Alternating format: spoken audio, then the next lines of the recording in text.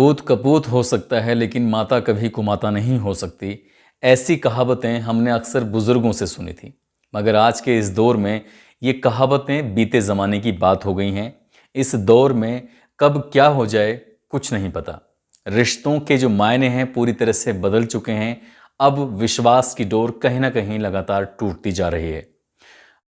आदाब, नमस्कार, सत श्री अकाल। मैं उस्मान सैफी। दोस्तों, आज की जो कहानी मैं आपको सुनाने जा रहा हूँ, ये कहानी है हरियाणा प्रदेश के ज़िला रोहतक की। ज़िला रोहतक का एक गांव है सैमाड़। सैमाड़ गांव में लगभग 2.5 महीने पहले, यानी कि मई के आखिरी सप्ताह में, एक युवक, नाम उसका है करमपाल उर्फ राहुल, जो अपने घर के बाहर खड़ा हुआ है और ना जाने क्यों अपनी माँ को वो गाली दे रहा था। माँ पर बदजलनी का आरोप लगा रहा था। माँ के चाल चलन पर वो प्रश्न चिन्ह लगा रहा था। काफ़ी देर से वो गालियाँ दे रहा है और बहुत ही भद्दी भद्दी गालियाँ, जिसको सुनने के बाद हर कोई अपनी आंखों पर और कानों पर हाथ रखने लगा। मगर उस युवक ने गालियाँ देना बंद नहीं किया। बहुत तेज जो शोर चल रहा है, उस शोर के बाद लगभग आधा या पौन घंटे के बाद एकदम सन्नाटा पसर जाता है। और सन्नाटा पसरने के बाद फिर यहाँ से कोई आवाज़ नहीं आ रही है।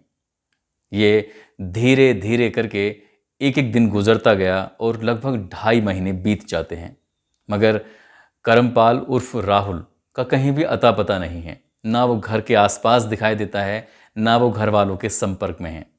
अड़ोस पड़ोस वाले कहते हैं कि वो नाराज़ होकर चला गया है, क्योंकि पेशे से वो चालक है, ड्राइविंग का काम करता है, और इसलिए वो घर में भी कभी कभी 10 दिन में या 15 दिन में आ जाया करता था। मगर एक ऐसी जगह थी उसकी जहां वो हर 15 दिन में पहुंचता ही था। वो थी जींद और हिसार। जींद में उसके वज़ीर नाम फूफा रहते थे और हिसार में उसके सतीश नामक फूफा रहते हैं। दोनों के यहाँ पर जब उसका आना जाना बिल्कुल पूरी तरह से बंद हो गया तो फूफा को चिंता सताने लगी।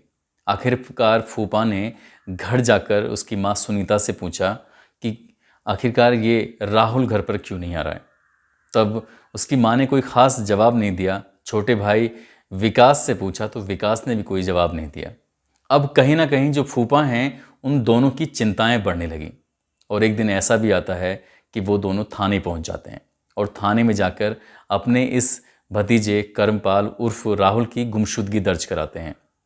शिकायत कराते हैं कि वह 2.5 महीने से लापता है और उसका कहीं भी कोई सुराग नहीं लग रहा है। पुलिस इस मामले की पड़ताल में जुट जाती है और पता लगाने की कोशिश करती है कि आखिर राहुल गया तो कहाँ गया। इसके बाद उधर माँ और बेटा यानी विकास और सुनीता दोनों को जब बात पुलिस तक की पहुँचने की सूचना मिली तो वो घर से गायब हो जाते हैं। पुलिस इनके घर पहुँचती है और घर जाकर पूरे घर की तलाशी ली जाती है। पता किया जाता है, मगर पुलिस को कुछ भी हाथ नहीं लगता।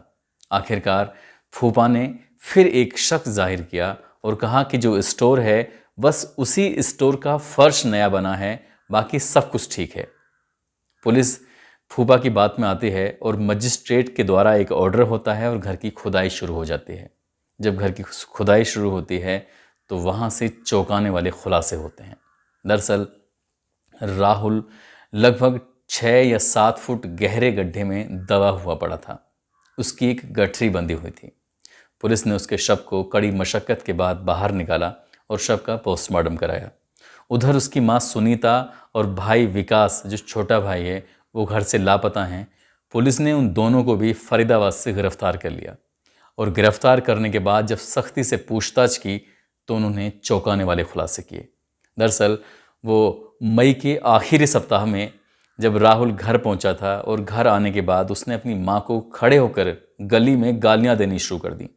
इस बात का विरोध किया गया, मगर वो शांत नहीं हुआ। इस बीच जो छोटा भाई है विकास, वो घर के अंदर कमरे में सो रहा था। माँ अंदर जाती है और विकास को उठाती है कि तुम्हारा भाई लगातार गालियाँ दे रहा है। ये दोनों उसको किसी तरकीब से समझाकर बुझाकर पुचकार कर घर के अंदर तक ले आते हैं और अंदर लाने के बाद उससे कहते हैं कि गालियाँ मत दो। मगर करमपाल उर्फ राहुल लगातार गालियाँ दे रहा था। इस बीच उन्होंने बातों ही बातों में उसके हाथ पैर बांध दिए, मगर उसने गालियाँ देना फिर भी बंद नहीं किया।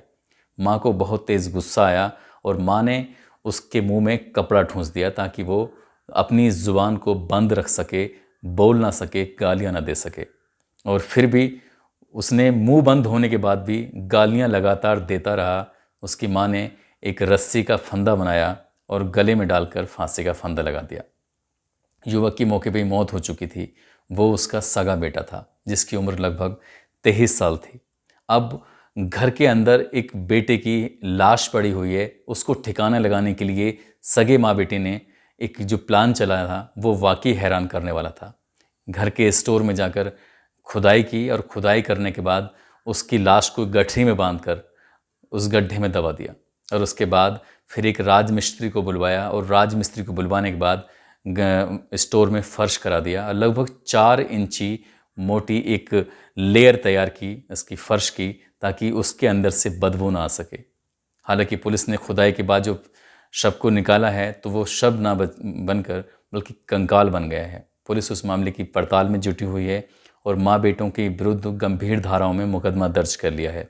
दोनों को जेल भेज दिया गया है और पुलिस इस मामले में और भी पड़ताल करने की कोशिश कर रही है।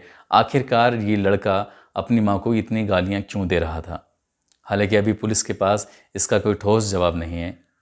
एसएचओ शमशेर सिंह कहते हैं कि इस मामले की पड़ताल जारी है और इनके विरुद्ध गंभीर धाराओं में मुकदमा दर्ज किया ताकि ये जल्द से जल्द या लंबे समय तक जेल में ही बिताएं। दोस्तों, ये बात सही है कि पूत कपूत हो सकता है लेकिन माता कभी कुमाता नहीं हो सकती। मगर आज की इस कहानी से इस कहावत का बिल्कुल मोल बदल चुका है और इसके अर्थ बदल चुके हैं।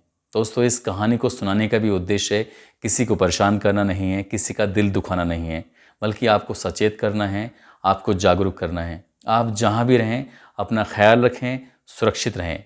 जय हिंद, जय भारत।